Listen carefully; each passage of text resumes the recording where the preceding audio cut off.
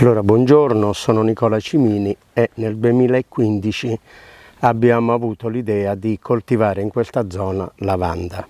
Trasformiamo lavanda e facciamo olio essenziale esclusivamente estratto a corrente di vapore e idrolato. La superficie coltivata a lavanda sono circa 2000-2500 metri quadrati. La nostra lavanda si differenzia un po' dalle altre perché il microclima di questa zona costringe la pianta ad uno stress, quindi lo sbalzo termico che si crea tra il mare e la collina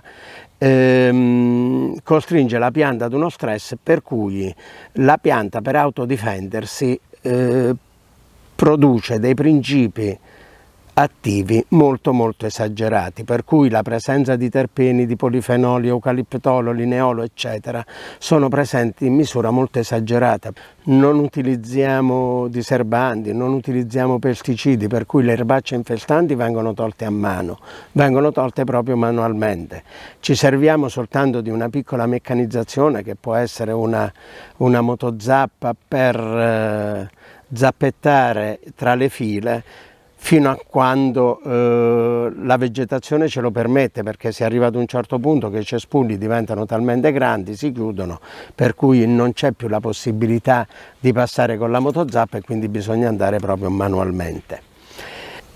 C'è un problema: le piante di lavanda purtroppo prendono il mal del piede a lungo andare, quindi le radici seccano, non c'è nessun metodo naturale per poterle difendere da questa malattia. L'unico modo è non alternare, cioè rimpiazzare le piante con piante nuove. Difatti, come le piantine seccano, noi aumentiamo altri filari, di modo che abbiamo sempre piante giovani che possano dare il massimo della produzione, ma massimo della produzione non intesa nelle quantità, ma nella qualità.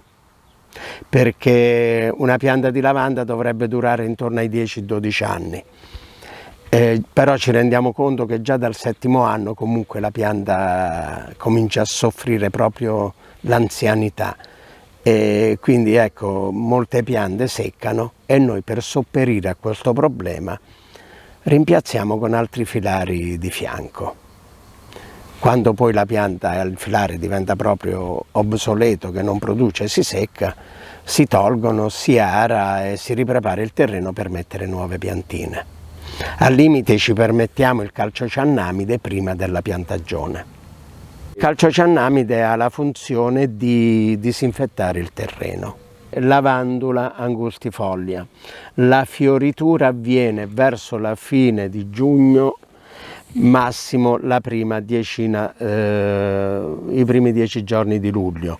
Abbiamo proprio il massimo della fioritura, quindi si vede tutto questo bel cespuglio lilla che brulica di farfalle e di api. Quando incomincia a sfiorire ci accorgiamo che la pianta, che il fiore è maturo, proprio nel momento in cui non si avvicinano più le api. Quest'anno è stato un anno un po' anomalo perché la fioritura ha anticipato di tanto, addirittura già diciamo che verso la prima settimana di giugno già era fiorita, quindi anticipato di circa 15 giorni.